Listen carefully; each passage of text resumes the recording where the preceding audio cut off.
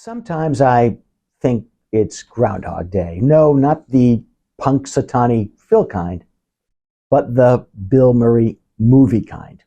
You know, when things keep repeating themselves over and over and over again, like stupid kickback schemes. Even so, I'm not tired talking about kickback schemes because obviously, if physicians keep doing this crap, well, there's a real need for what really amounts to a public service announcement. So let's start with my recommendation that you keep two things in mind. First is a shorthand definition of the federal anti-kickback statute, the AKS. It's a criminal law. It prohibits offering, paying, soliciting, or receiving remuneration to induce referrals of items or services covered by Medicare and other federally funded healthcare programs.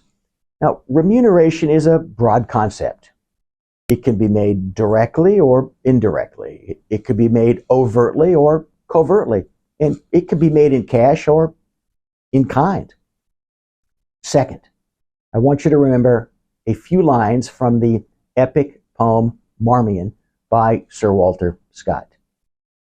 Oh, what a tangled web we weave when first we practice to deceive.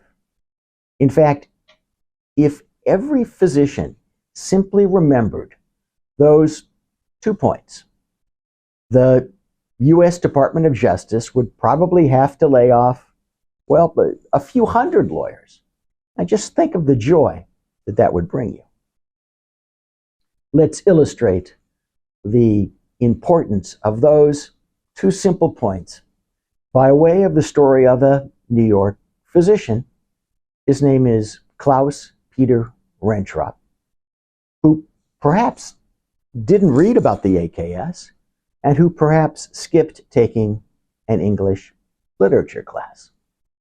In mid-September 2023, the U.S. Attorney's Office for the Southern District of New York announced that it had settled a civil fraud lawsuit against Dr. Rentrop and his medical practice. It's called Gramercy Cardiac Diagnostic Services. I'll just refer to it as Gramercy Cardiac. The settlement involves allegations that he and the practice were paying millions of dollars in kickbacks to physicians and their practices for patient referrals. In connection with the settlement, Dr. Rentrop and Gramercy Cardiac admitted the following.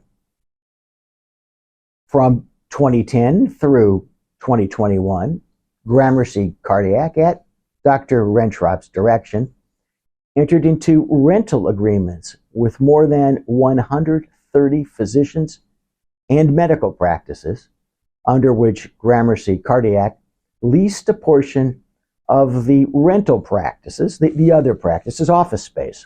Usually that was 1 or 2 exam rooms for certain days or even hours each month. Gramercy Cardiac paid a total of more than $11 million to those rental practices pursuant to those rental agreements. From 2010 through 2021, Gramercy Cardiac, at Rentrop's direction, entered into independent contractor agreements with more than 50 cardiologists or their medical practices. Gramercy Cardiac sent the contracted cardiologists to the rented office space 1 or more times each month to see patients who were referred for an assessment by the healthcare providers at the rental practices, that is, the practices that rented Gramercy the office space. The contracted cardiologists, in turn, referred those same patients to Gramercy Cardiac to undergo diagnostic tests and procedures such as PET scans. Gramercy Cardiac paid many of the contracted cardiologists a flat fee for each diagnostic test or procedure which the cardiologist referred to Gramercy Cardiac, provided that the patient received the test or procedure at a Gramercy Cardiac location. Those per procedure fees were the only compensation Gramercy Cardiac provided to the contracted cardiologists. Certain versions of independent contractor agreements stated that the contracted cardiologist was to be paid not for the referrals to Gramercy Cardiac, but rather for the administration and supervision of the PET and other scans to be performed at Gramercy Cardiac.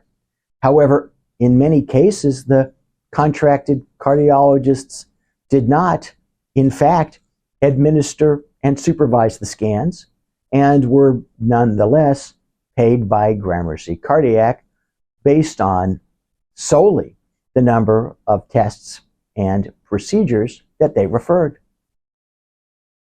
At the time the rental agreements were executed, it was understood that the rental practices would refer their patients to the contracted cardiologists.